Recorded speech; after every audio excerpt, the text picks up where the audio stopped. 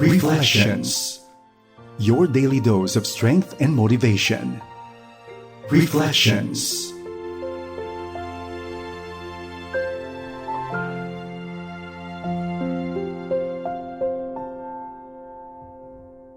Sa mga panahon ngayon na tayo ay maraming pinangangambahan, maraming kinatatakutan, when life seems uncertain and unsure, ano ang ating pinanghahawakan? Magandang araw sa iyo, kaibigan. Kung ito ay mga tanong na lagi mong tinatanong sa iyong sarili, inaanyayahan kita na samahan ako sa loob ng 30 minuto dito sa programang Reflections upang ating pagbulay-bulayan ang salita ng Diyos na matatagpuan sa Psalms 91 verses 1 to 2. Those who live in the shelter of the Most High will find rest in the shadow of the Almighty.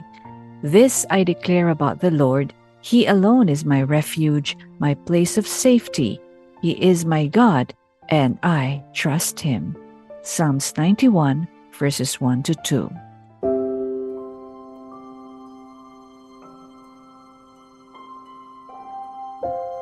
Sinasabing sa ating pong bansa ay nakakaranas tayo ng 2 seasons lamang, the dry season and the wet season. Kapag talagang dry season, napakainit, summer, natutuyo ang mga bukirin, ang mga lupa minsan. Ngunit kapag wet season naman, nako, talagang bumabaha at napakalakas ng mga ulan. And I'm sure you have experienced a strong typhoon, a strong storm, maybe even a natural disaster, no? Katulad po ng nangyari ngayon sa Thailand, sa Myanmar. Alam po natin ang importansya ng shelter or yung safe place that can protect us. Kapag po mayroong sakuna, mayroong threat sa ating buhay, we need something stronger than the threat to shield us. And that is also true in our daily lives. Tayo po ay very prone to attacks, very susceptible to mga attacks po from our spiritual enemy and from other dangers in life. And sometimes, we also need to be rescued from our own thoughts, from our own habits. Ibang panahon naman po, we need someone to help us heal from something that we cannot handle by ourselves. Kailangan po natin ng iba upang matulungan tayo na mag-grow, mag-heal, ma-refine patuloy na hindi natin kakayanin normally on our own. Ayon po sa Biblia, ang Diyos ang ating refuge, ang ating shelter. And as children of God, we can rest in His strength and power, knowing that He is able to keep us safe from any situation we may experience. Sapagkat ang Diyos ang nag-create sa atin, alam niya what is best for us. He knows how to protect our souls and keep us from danger. However, kinakailangan din po na tayo ay magtiwala sa Kanya, pumunta sa Kanya whenever we need help.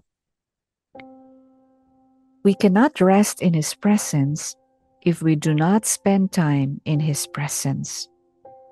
He is a refuge to those who actively trust Him and seek His help. Anuman po ang inyong pinagdadaanan, anuman po ang inyong kinakaharap ngayon, God is able to help us through it. Makapangyarihan po ang ating Diyos. Our God is a big God, and there is nothing impossible with Him. The best way to seek God's help is through prayer, mga kapatid. So spend some time talking with God. Pause for a while from the busyness of life. Anchor your thoughts and focus on Him and speak to Him.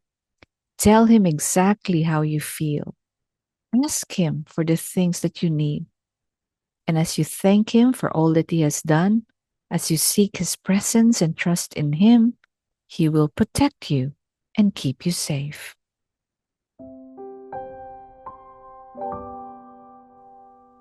Tayo po ay manalangin. God, our Father, Thank you because you are our shield, our fortress, our deliverance, our place of safety, our protector. With each new day, help us, Lord, to trust you more and more with every part of my life. There's just so many things in this world that make us so worried and uncertain, anxious and afraid.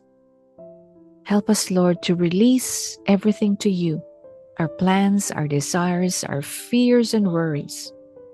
Help us, Lord, to put them all in your mighty and able hands. Because, Father, you are our refuge. You are our place of safety. You are our God, and we will trust in you. In Jesus' name we pray. Amen. Marami pong salamat sa inyong pagsama sa akin dito sa programang Reflection sa FEBC Radio TV. Ako po inyong kaibigan, si Ruth Larama Dizon. Nagpapaalala po sa atin that those who live in the shelter of the Most High will find rest in the shadow of the Almighty. Pansinin po natin, hindi sinabi doon that those who stay for a while in the shelter of the Most High. Sabi doon, those who live, no? Doon na siya nakatira. The shelter of the Most High will find rest in the shadow of the Almighty. This I declare of the Lord. He alone is my refuge, my place of safety. He is my God, and I trust in Him. Psalm 91, 1-2. And may that be the song of your heart, today and always. Hanggang sa muli po, magandang araw sa ating lahat. Reflections. Your daily dose of strength and motivation. Reflections.